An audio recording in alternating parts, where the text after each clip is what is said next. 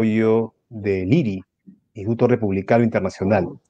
Y esta mañana nos acompaña Carmen McKeown. Carmen es historiadora, docente universitaria y ha sido embajadora del Perú en Irlanda. Ella es presidenta del Consejo Consultivo del Proyecto Bicentenario y también es integrante del Tribunal de Honor del Pacto Ético Electoral.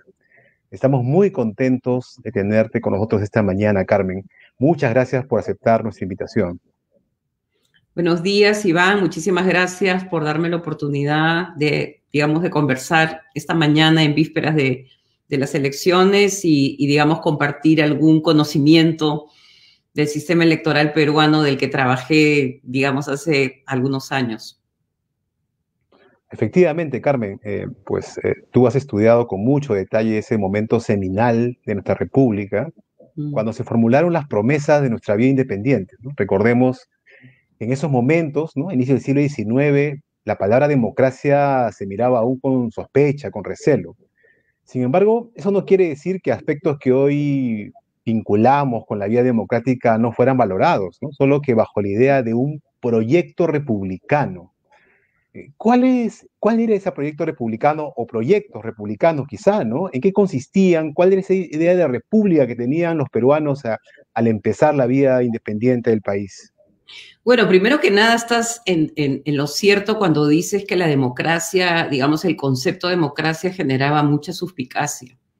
¿No? Hay discusiones que hablan de la democracia como una suerte de locura, que la democracia te puede llevar a la anarquía, ¿no? Hay que recordar que hay una discusión, que es la discusión, como tú dices, seminal entre el proyecto monárquico y el proyecto republicano, ¿no? Y entonces, digamos, los monárquicos están haciendo también sus argumentos, ¿no? Y argumenta que no estamos preparados, que hay demasiada diversidad étnica, que el territorio es demasiado grande, ¿no? Una serie, digamos, de limitaciones que tendría el proyecto. Entonces, entre ellas está que no estábamos preparados para la democracia.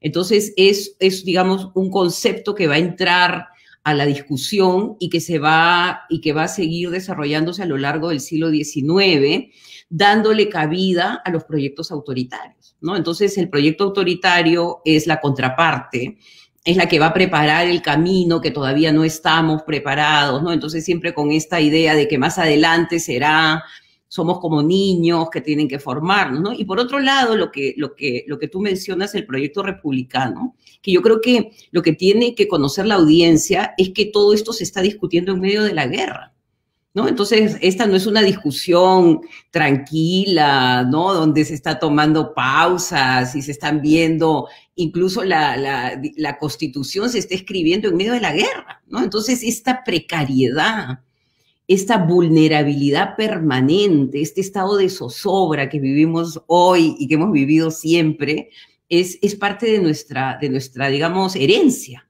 ¿no? Y es justamente porque el proyecto nace en la guerra, porque una serie de limitaciones no permiten, y entre ellas, pues, digamos, es una república con esclavos, es una república con servidumbre indígena, pero es una república que tiene conceptos y tiene un vocabulario como ciudadanía, como bien común, como felicidad, como igualdad, que van a ser retomados en momentos claves, como por ejemplo los convencionalistas de mitad de siglo que van a pelear por la abolición de la esclavitud y de la servidumbre, ¿no? Entonces, el vocabulario sigue desarrollándose y va mutando y va apelando a una república, digamos, más social, ¿no? Donde las cuestiones sociales ya son importantes y que no solamente es lo político. Yo creo que antes de terminar sería interesante analizar estas dos cartas del Solitario de Sayán que son fantásticas. O sea, la primera, y que deberían leerse en todos los colegios, la primera dice que hay que descolonizar las costumbres, ¿no? Que somos todavía una sociedad virreinal de privilegios, donde le bajamos la cabeza al Señor.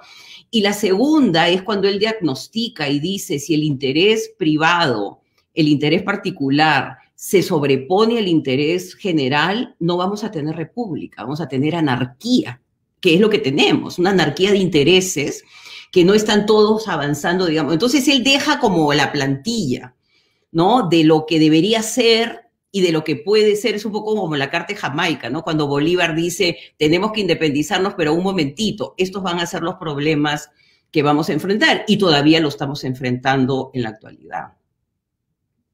Y precisamente sobre ese punto, ¿no? En un ensayo, que escribiste como parte de una colección vinculado a la reflexionar sobre, digamos, sobre la pandemia en el Bicentenario, ¿no? Una colección muy interesante de ensayos.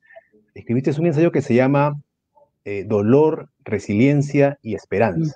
sí. Y en ese ensayo, en ese texto, tú reflexionas, ¿no? Sobre las razones por las cuales este proyecto republicano no logró pues plasmarse. Y tú mencionas tres temas, ¿no? Dices el desinterés por el bien común, el desprecio por el otro, a Mm, quien se considera inferior, y mencionas que por su origen étnico, inferior por su condición socioeconómica, por su género, y una incapacidad de tender puentes con los que discrepan de uno. Y cuando uno exacto. mira, ¿no? Lo que nos pasa ahora, lo que nos estamos viviendo, y uno dice, bueno, esos tres cuestiones siguen siendo temas que nos afectan. Cuando uno mira lo que nos ha pasado en la pandemia, ¿es eso lo que nos está pasando? Sí, justamente ayer estoy escribiendo un libro sobre la independencia, esos años formativos, ¿no? Esos primeros 10 años. Y ahí Basadre siempre ilumina, ¿no? Tiene estos dos conceptos que yo creo que son fundamentales, el estado empírico y el abismo social, ¿no? Entonces, él también, él identifica cuáles son los problemas, ¿no? Digamos, dentro del estado empírico, es un estado que no logra crear las instituciones que permitan que la República cumpla digamos, con las promesas, ¿no? Que son promesas de bienestar. En toda república, no solamente es nuestro privilegio, la República Norteamericana que nace esclavista, tiene pretensiones de expandir un bienestar general, a pesar de que tienes esclavos y que tienes excluidos, ¿no? Entonces, yo creo que el tema del Estado, ¿no? En un Estado que la guerra, como tú dices, yo creo que el tercer punto es importante, no sabernos escuchar. No entender que el otro tiene una opinión y que probablemente va a enriquecer la mía, ¿no? Entonces, en esta cultura de la guerra, aniquilar al otro te permite seguir viviendo.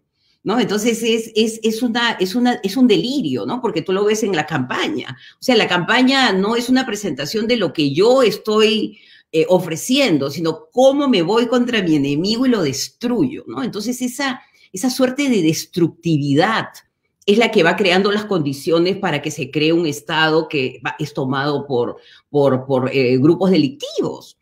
O sea, el Estado queda un poco a la deriva y ahí entra pues quien puede y lo desfalca, ¿no? Entonces yo creo que tiene que haber un cambio político, pero también tiene que haber un cambio de sociabilidad. Y yo creo que ahí estaba el proyecto de estos republicanos, que era una nueva sociabilidad, una nueva manera de relacionarnos, que yo creo que todavía no hemos encontrado ese camino, ¿no? De la convivencia, de aprender a convivir en paz. Yo creo que ahí podríamos también empezar a reflexionar en torno a ese grave problema que tenemos.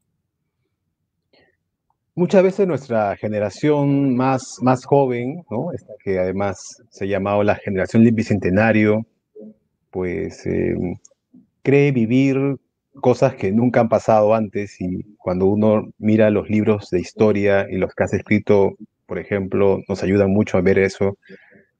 Pues hemos pasado por crisis, por problemas muy serios, ¿no? Y hemos salido de ellos, ¿no? Digamos, no es que el país se ha derrumbado absolutamente, desde luego ha tenido caídas, pero se ha levantado inclusive en circunstancias muy difíciles, ¿no? Y, y claro, pero los jóvenes también requieren proyectos, ¿no? Exacto, Utopías. Y un libro tuyo, de exacto. hecho, se llama La Utopía Republicana, ¿no? Y las utopías, digamos, son es una imaginación sobre una respuesta a un problema que nos aqueja, ¿no? Y tú, precisamente en el libro La Utopía Republicana, abres con una cita que me parece fantástica de este historiador británico Collingwood, ¿no? Dice, donde dice, la historia de la teoría política no es la historia de diferentes respuestas dadas a una sola pregunta, sino la historia de un problema que está más o menos constantemente cambiando y cuya solución, la solución a este problema está cambiando con él. Y me parece fantástico porque es un desafío para las generaciones jóvenes. O sea, no hay, hay que mirar la historia, ¿no? Hay que mirar la historia hay que entender lo que ha pasado en el pasado, pero las respuestas no pueden ser las mismas, y ahí viene el desafío de esta generación. ¿Qué piensa del problema que tiene que enfrentar la generación del Bicentenario? Exactamente, ¿no? Yo como historiadora todo lo veo como un déjà vu. Es como que está volviendo a repetirse escenarios que yo he visto, incluso personajes que han aparecido, ¿no? Las mismas tendencias, el mismo vocabulario, las mismas locuras, los mismos delirios, incluso las mismas esperanzas, ¿no? Entonces es como que no logramos encontrar la respuesta, digamos, siguiéndole a Collingwood. No llegamos a encontrar esta respuesta que cada vez es más complicada, ¿no? De una respuesta matemática, digamos, en 1821 ahora estamos en una respuesta de física cuántica, ¿no? Entonces ya no es la misma respuesta ni son los mismos problemas, ¿no? Entonces, algo que es bien interesante en el caso de la política norteamericana, que si Biden logró ganar es porque movió su agenda hacia la izquierda, porque incorporó algunas de las propuestas de Bernie Sanders, digamos, de ideas que eran difíciles de incorporar y que ya ahí está todo un tema del New Deal, ¿no? La idea de que el Estado tiene que ser un motor, ¿no? Entonces hay un cambio en el Partido Demócrata que justamente las condiciones, las nuevas condiciones, como tú dices, lo obligan a ver diferente la política. Entonces hay toda esta discusión que se da que me parece muy buena y que la podríamos llevar al caso peruano, de la democracia minimalista, que sería, digamos, la primera, ¿no? Es donde una democracia de hombres, digamos, educados en el convictorio, no hay mujeres, no hay esclavos, a una democracia maximalista. Entonces, esta democracia maximalista demanda que estas palabras que en ese momento no tenían el mismo significado, ahora lo tengan, ¿no? Justicia, igualdad, felicidad, que sería lo que es ahora wellness. O sea, tú no puedes tener una república donde las personas viven en unos cerros donde no tienen agua, no tienen luz. O sea, eso es imposible de aceptar, ¿no? Entonces, yo creo que en la medida que tenemos digamos, unas necesidades mayores, nuestra apuesta tiene que ser más, ¿cuál sería la palabra? Más arriesgada, ¿no? Ir moviendo la discusión, irla moviendo, no moviéndola en el sentido de expropiar a todos, ¿no? Sino en el sentido de una discusión de todos, una discusión que ver cómo todos podemos cooperar para que esa república salga adelante. Y acá me dices, ¿qué hacer con los jóvenes? Bueno, los jóvenes tienen que ser reencantados con la política, ¿no? Están hartos, 6 presidentes, ya uno que por poco se salvó de ir preso. Entonces, ¿cómo puedes tú reencantar a una juventud si lo que ellos ven es pura corrupción, ¿no? Entonces, tenemos que comenzar, y yo lo que pienso es que hay que desconcentrar y hacerles sentir de que no solamente en el Congreso se hace política, que puedes hacer política en la alcaldía, que puedes hacer política en la sociedad civil, que puedes hacer política en los grupos profesionales y comenzar a dar insumos a este Estado que está como loco y que necesita justamente una guía, ¿no? Para llevarlo por ese camino que muchos reconocemos tiene que transitar, ¿no? Entonces, yo creo que tiene que ser una democracia más participativa, en el buen sentido de la palabra, que todos nos sentamos comprometidos y no solamente ir y depositar el voto, sino que después de que eso ocurra, salga quien salga, tú vas a seguir ahí, como decimos nosotros, al pie del cañón, dando tu pelea para que este proyecto salga adelante. Y esa juventud tiene que ser reencantada por un esfuerzo que involucra a muchos, ¿no? Y que va a demorar seguramente tiempo, ¿no? No es un tema de la noche a la mañana. Pero, y acá viene una pregunta difícil, quizás la última de esta conversación, pero quizás la más difícil, ¿no? ¿Cómo animar a esa juventud sin encanto a ir a votar el 11 de abril, en 3 semanas, y tomar la mejor decisión posible, ¿no? ¿Cómo animamos a los jóvenes, a pesar de ese desencanto, a apostar por la democracia electoral?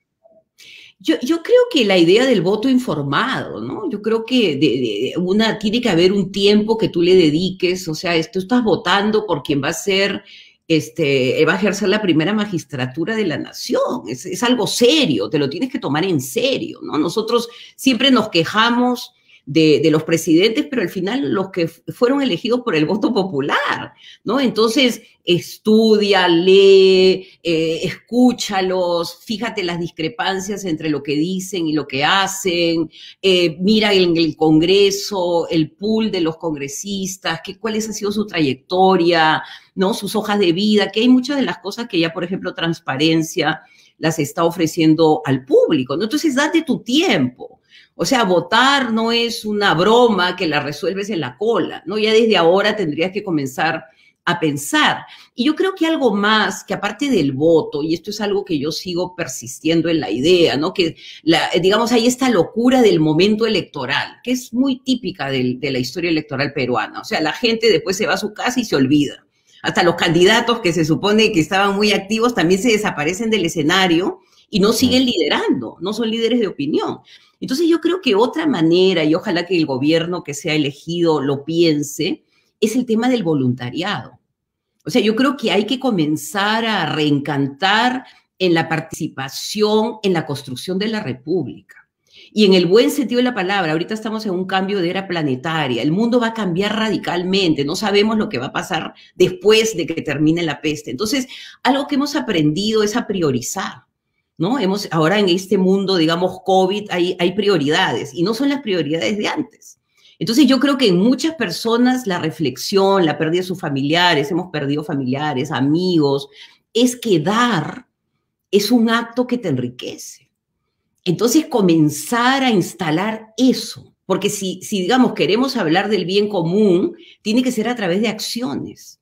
Entonces, comenzar a crear espacios donde esas energías de la juventud se puedan concretar. Por ejemplo, yo pienso mucho en lo que hacen los chilenos, ¿no? Que construyen casas, esta idea de hábitat, ¿no? Que lo que hace Jimmy Carter alrededor del mundo. O sea, tengamos ese tipo de programas, que no solamente es ir al voto y gritar por tu candidata, sino que después de que esto ha terminado, yo soy partícipe de esa construcción, no necesariamente en el Congreso, pero dentro, digamos, de la sociedad civil. Entonces, yo creo que sería un trabajo de voluntariado, por un lado, como una alternativa política, porque eso es hacer política, eso es apostar por el proyecto, y por otro lado, ahora que tenemos que pensar, alejarnos de las redes, comenzar a mirar las hojas de vida, no estar en las discusiones, que el meme, que la caricatura, y comenzar a pensar, ¿no? Esta persona que yo voy a elegir va a gobernar por muchos años el Perú, entonces voy a tratar de darle al mejor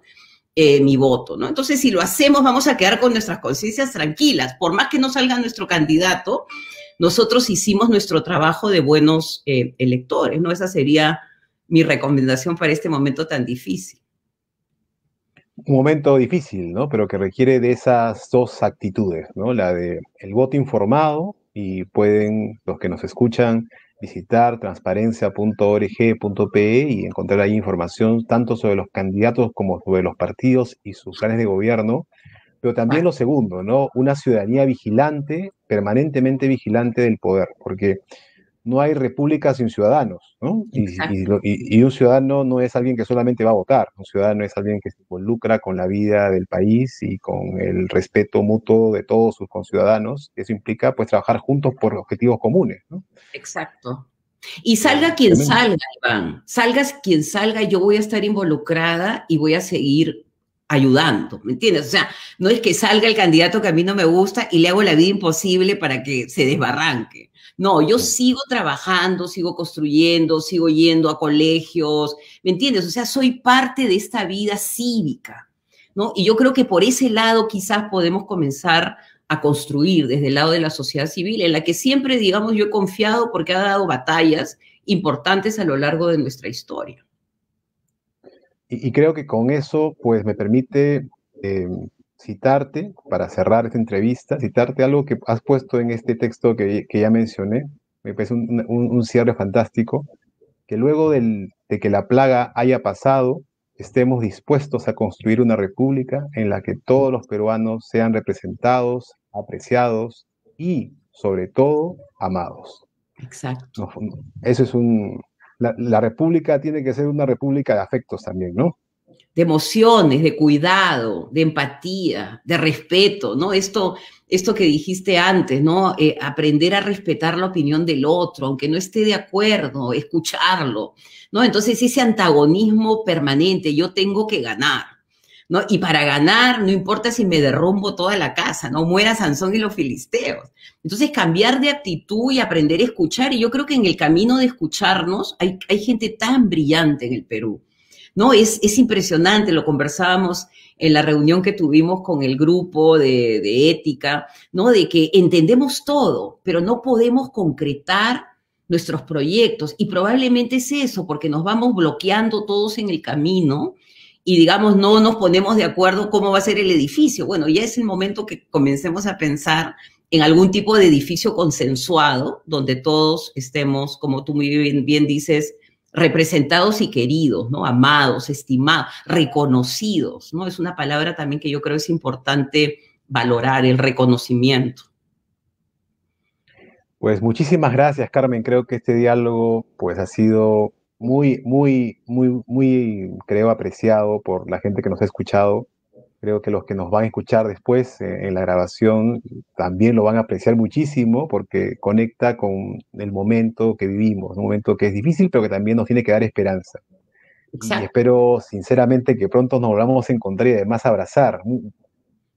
Exacto, va a haber el momento del reencuentro y yo creo que ahí va a ser como una catarsis, donde vamos a entender que lo que venga después va a tener que ser un trabajo colectivo, ¿no? Entonces yo creo que va a ser un lindo momento, esperemos, después de esto, en el que finalmente lleguemos a una suerte de acuerdo nacional, de proyecto mínimo de convivencia, ¿no? Eso es lo que se espera después de una peste, ¿no? Es lo que justamente se tiene que hacer. Ojalá hago votos, como tú bien dices, hemos tenido momentos, la guerra del Pacífico, la ocupación, momentos terribles, ¿no? Y hemos podido revertir situaciones. Entonces, por eso que la esperanza es lo último que debemos perder los peruanos, ¿no? Porque siempre hay esperanza en el Perú. Eso es lo que realmente conmueve, ¿no? La resiliencia y la esperanza de los peruanos, ¿no? Así que hago votos porque pase pronto esto y empecemos, digamos, a trabajar para el tricentenario, ¿no? Que está en nuestras manos, quizás sea mejor que este bicentenario. Muchísimas gracias, Carmen. Bueno, gracias a quienes nos han acompañado y a quienes también nos seguirán en la versión grabada de esta entrevista. Y los esperamos el próximo miércoles cuando conversemos con otro invitado muy especial. En este caso será el médico epidemiólogo Mateo Prochaska, Mm. quien pues será nuestro próximo invitado aquí a Café Electoral, que como saben siempre llega con el apoyo de INE. Un gusto haberos tenido a todos, un gusto Carmen y nos vemos muy pronto. Buenos Cuídense mucho. días. Muchísimas gracias por la invitación.